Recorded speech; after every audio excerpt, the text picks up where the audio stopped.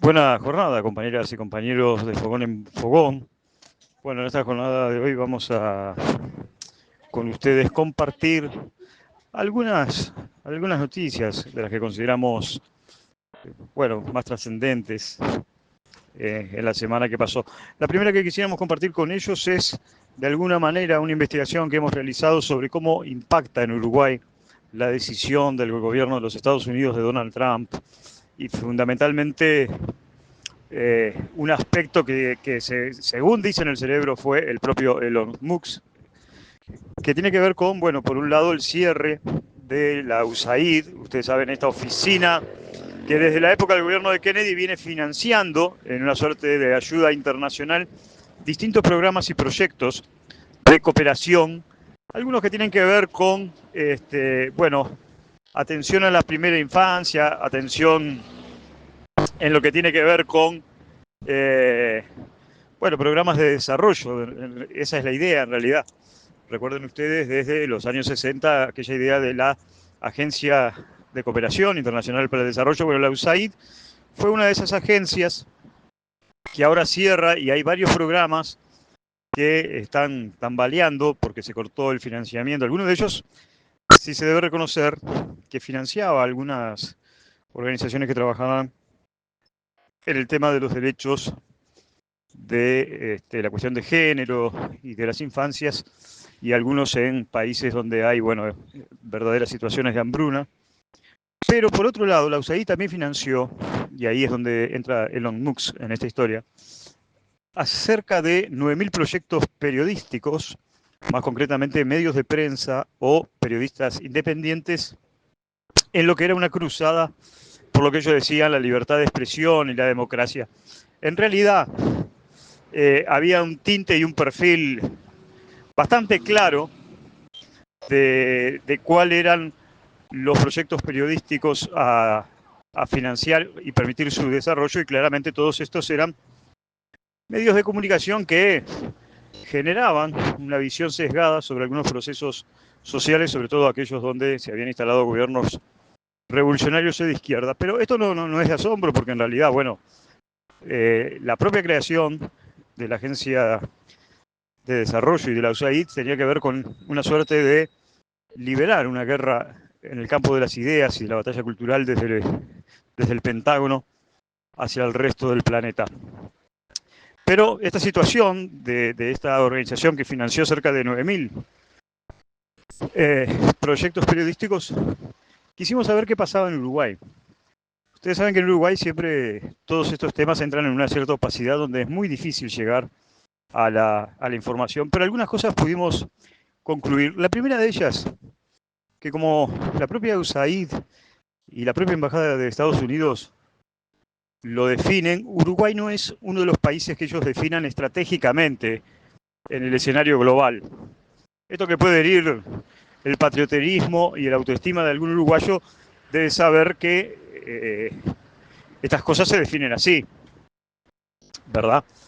Y que en ese sentido, para el Pentágono es tan importante el rol que pueda jugar Brasil o Argentina, fundamentalmente ahora Argentina con el gobierno de Javier Milei, en un sentido como el que pueda jugar Nicaragua o Cuba en otro.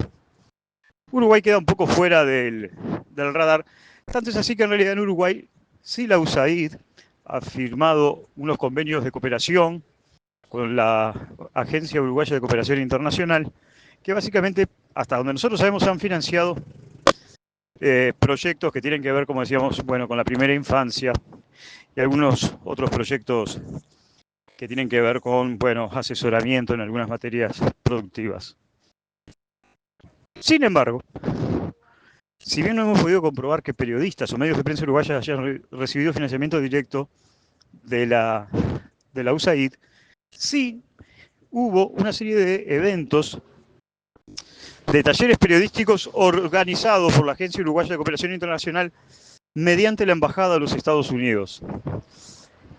En el 2021 se realizó un seminario para periodistas, cerca de 200 periodistas, básicamente del interior, organizados en la Organización de la Prensa del Interior, que, bueno, llevó adelante una serie de talleres que se llamaron un poco el periodismo después de la posverdad, y que por supuesto allí estaban los viejos clichés de este tipo de periodismo, un periodismo que se supone debe ser independiente, que obra en favor de la democracia y en contra de los autoritarismos.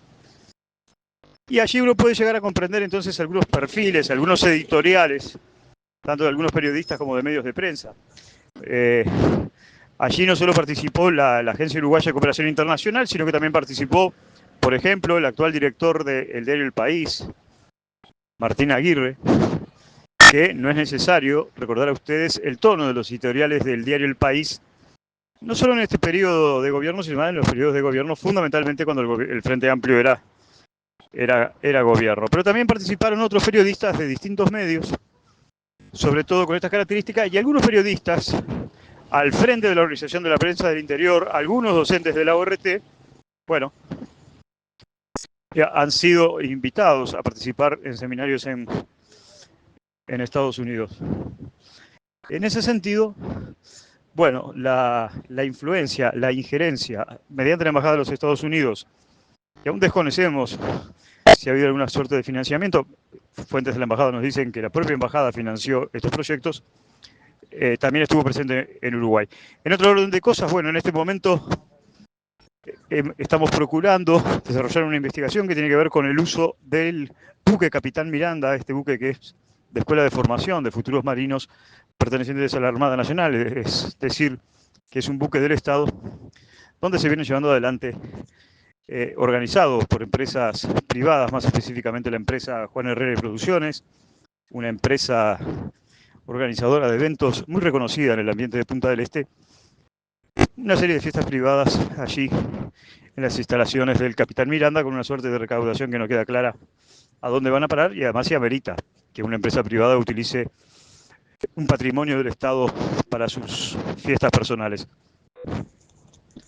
Por el otro lado, en estos días, en lo que ya es la campaña hacia las elecciones departamentales, el candidato de Cabildo Abierto, Roque García, un candidato cuestionado porque en realidad él reside en Suiza, es uno de los 3 candidatos que presenta la coalición republicana, Martín Lema por el Partido Nacional y otra por el Partido Colorado, y esta persona por Cabildo Abierto, que en un debate con un grupo de personalidades de la cultura justificó de alguna manera en un proyecto de ley que él pretende presentar, que es el ponerle coto a los grafitis,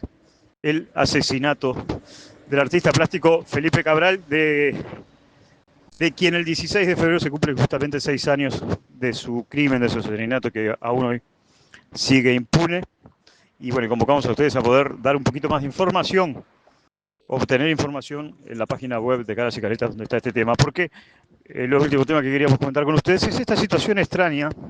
que para nosotros no es una buena señal de inicio, que tiene que ver con la lista de países invitados por el presidente Yamandu Orsi